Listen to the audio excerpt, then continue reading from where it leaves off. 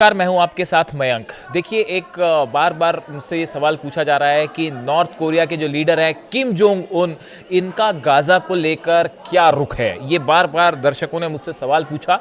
इसी बीच एक खबर जो मुझे लगा कि आप तक पहुंचानी बहुत ज़रूरी है।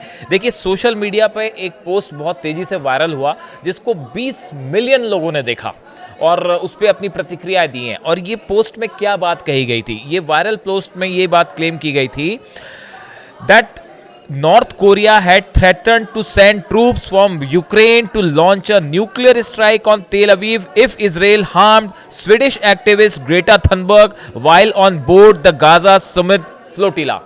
ये जो एक खबर सोशल मीडिया में तेजी से वायरल हुई कि नॉर्थ कोरिया का ये कहना है, किम जोंग का ये कहना है कि जो समुद्र फ्लोटिला, जो नावें मदद सामग्री लेके गजा की तरफ जा रही थी, इसमें ग्रेटा थर्नबर्ग जो स्वीडिश एक्टिविस्ट है वो भी सवार थी, जिनको इजराइल ने डिटेन कर लिया था और अपने पास जेल में भेज दिया था।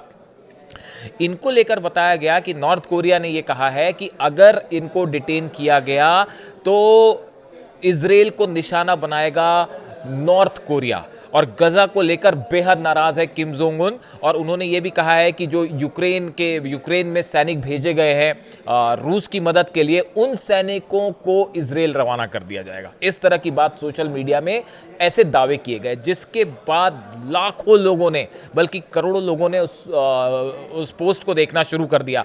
फिर उसके बाद ये प्रोसेस शुरू हुई कि आखिर ये दावे जो हैं ये कितने सही हैं, क्या वाकई नॉर्थ कोरिया ने ऐसा कुछ कहा है, खासकर इस बात को लेकर कि अगर जरूरत पड़ेगी तो वो इजराइल पर न्यूक्लियर स्ट्राइक कर देगा। इसकी खबर की सच्चाई क्या है वो मैं आपको बताऊंगा, लेकिन गजा को लेकर नॉर्थ कोरिया का क्या रुख है, ऑफिशियली नॉर्थ कोरिया ने क्या बातें कही हैं, वो सामने रखना बेहद जरूरी है। देखिए, गजा में जो ट्रंप का 20 सूत्री कार्यक्रम है उसको लेकर बात चल रही है हमास में, और इजराइल के बीच इजिप्ट में बात चल रही है। देखिए, कुछ समय पहले गजा को लेकर नॉर्थ कोरिया की तरफ से बयान आया था। किम जोंग उनका रुख साफ उन्होंने किया था कि वो क्या सोचते हैं।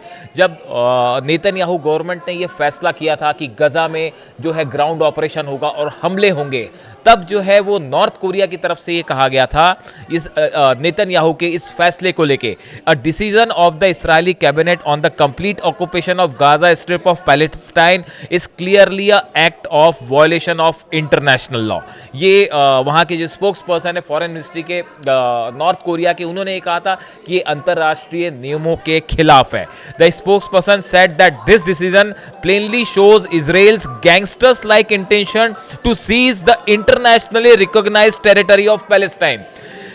नॉर्थ कोरिया की तरफ से कहा गया कि इजराइल की यह हरकत, गजा में हमले की हरकत, एक गैंगस्टर एक्ट की तरह है। उन्होंने इजराइल की तुलना एक गैंगस्टर से करी और उन्होंने ये कहा कि फिलिस्तीन की आज़ाद ज़मीन को कब्जा करने की कोशिश की जा रही है, जो किसी सूरत में स्वीकार नहीं है। और जो ज़मीन है गजा की, फिलिस्तीन की, वो फिलिस्तीनियों के पास ही रहनी चाहिए।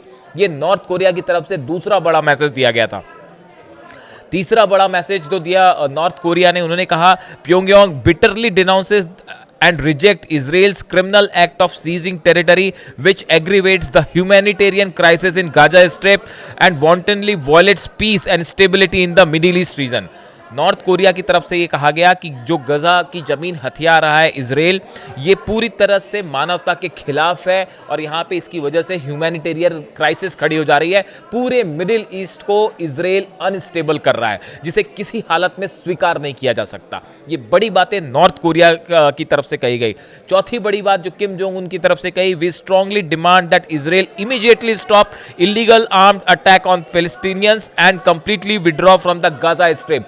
नॉर्थ कोरिया की तरफ से कहा गया कि इजराइल फौरन गजा पर हमले बंद करे और अपनी सेना को गजा से बाहर कर दे।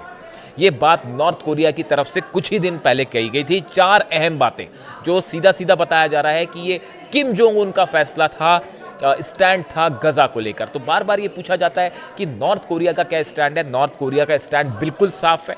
उन्होंने कहा किसी सूरत में फिलिस्तीन पर इजराइल का कब्जा या किसी दूसरे देश का कब्जा बर्दाश्त नहीं होगा। फिलिस्तीन की ज़मीन का एक एक इंच फिलिस्तीनियों का है, गजा के रहने वालों का है, और वो उन्हीं के पास रहना चाहिए। इस बात को लेकर पहले भी सवाल उठे थे कि क्या इजराइल के खिलाफ लड़ने को तैयार हो जाएगा north Korea, Kim Jong Un. देखिए, रूस में हमने देखा था कि काफ़ी सैनिक भेजे नॉर्थ कोरिया ने मदद के लिए यूक्रेन वॉर में। उसके बाद से लगातार ये खबरें आई कि मिसाइल्स और बाकी हथियार भी नॉर्थ कोरिया रूस को प्रोवाइड कर रहा है। इस सूरत में ये सवाल हमेशा उठते रहते हैं कि क्या गजा में जिस तरह से इजराइल का ऑपरेशन है, क्या उसके खिलाफ नॉर्थ कोरिया कोई मिलिट्री एक्शन ले सकता है? इस पृष्ठभूमि में, इन सवालों के बीच में जो सोशल मीडिया में एक पोस्ट वायरल हुआ जिसमें यह दावा किया गया कि नॉर्थ कोरिया जो है वो न्यूक्लियर अटैक भी कर सकता है इजराइल के ऊपर, और अपने जो सैनिक यूक्रेन भेजे हैं वो भी भेज सकता है। इस तरह की बातें आई सोशल मीडिया में। 20 से ज़्यादा मिलियन लोगों ने इसको देखा, इसको लाइक किया, इस पर अपनी राय रखी। उसके बाद ये इन्वेस्टिगेशन शुरू हुआ कि क्या वाकई नॉर्थ कोरिया इस तरह का कोई कदम उठाने जा रहा है कि अपने सैनिकों को जो रूस की मदद के लिए यूक्रेन भेजा उसको वापस भेज दे। जो बात निकल के सामने आई, जितना हमने सर्च किया और कई न्यूज़ एजेंसीज ने इस पे सर्च किया इस बात को लेकर, तो फिलहाल इस दावे की कोई पुष्टि नहीं है, या कहीं सोशल मीडिया पे इस तरह का कोई बयान या नॉर्थ कोरिया की तरफ से कोई ऑफिशियल बयान आया है कि यूक्रेन जो सैनिक लड़ने भेजे गए हैं वो इजराइल भेजे जाएंगे या गजा में भेजे जाएंगे। इस तरह का कोई ऑफिशियल क्लेम नहीं है। हाँ, एक बात ज़रूर पता चली कि एक सोशल वेबसाइट में इस तरह की बात की गई थी जिसमें ये पोस्ट आया था, जिसमें ये दावा किया जा रहा था। वो एक सटायर था, एक प्रकार का इजराइल के ऊपर एक प्रकार का टॉन्ट किया गया था, तो उसमें इसकी जिक्र था, लेकिन ऑफिशियली इस तरह का कोई स्टेटमेंट नहीं था। लेकिन देखिए, गजा को लेकर दो बड़े डेवलपमेंट हैं। एक तो पुतिन ने जो है वो नेतन्याहू से फ़ोन पर बात की है, उस पर उन्होंने क्या डिटेल्स में बात की वो एक अलग वीडियो में हम आपसे चर्चा करेंगे। लेकिन एक बात साफ है कि गजा में इस समय जो स्थिति बनी हुई है, हमास अपने हथियार छोड़ने को राज़ी नहीं है। एडमिनिस्ट्रेशन से गजा से हमास बाहर कर दिया जाए, ऐसा ट्रंप का कहना है, नेतन्याहू का कहना है, उसके लिए वो तैयार नहीं है।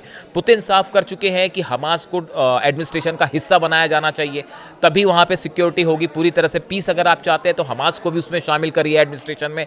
और फिलिस्तीनियों की क्या राय है? ईरान की तरफ से बार बार ये कहा जा रहा है, अली खामेनी साहब की तरफ से कहा गया है कि फिलिस्तीनियों की राय लेनी जरूरी है। आखिर वो क्या चाहते हैं? आप लाख फैसले करते रहिए, लेकिन जब तक फिलिस्तीनियों का मन क्या कहता है करने के लिए, जब तक आप उनकी राय नहीं लेंगे तब तक वहाँ पीस नहीं हो सकती। इस बीच इजिप्ट में जो है वो बातचीत चल रही है।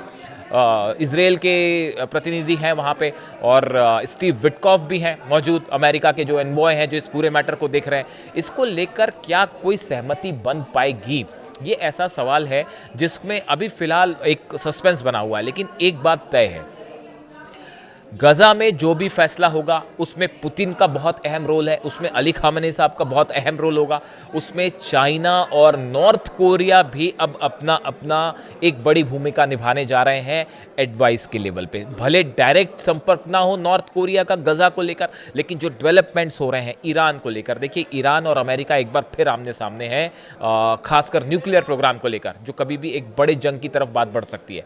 इस सूरत में नॉर्थ कोरिया की तरफ से हाल ही में जो ये 4 बड़े मैसेज आए, इजराइल को सीधा वार्निंग दी गई कि आप गजा में अपनी सेना वापस बुला लीजिए वरना ठीक नहीं होगा, इस तरह की बात जो कही गई। उस बीच सोशल मीडिया पे इस तरह के दावे कि यूक्रेन के सैनिक जो है वो इजराइल भेज दिए जाएंगे, जो नॉर्थ कोरिया ने अपने सैनिक भेजे, इसकी कोई ऑफिशियल कोई पुष्टि नहीं है। और ये बात ही निकल के सामने आई कि सोशल मीडिया में जो वायरल पोस्ट था वो एक सटायर था, एक प्रकार का, एक मैगजीन ने छापा था। लेकिन कुल मिला के इस पूरे मुद्दे पर गजा को लेकर नॉर्थ कोरिया, चाइना, रशिया, ये ऐसी कंट्रीज़ हैं, ईरान, जो गजा को लेकर जो प्लान तैयार करेंगी वही स्टैंड हमास को भी मंजूर होगा, ऐसा फिलहाल लगता है। और पुतिन और नेतन्याहू के बीच क्या बात हुई वो भी हम तक पहुंचाएंगे। इस पूरे वीडियो पर आपकी क्या राय है हमें ज़रूर बताइए। Thank you so much.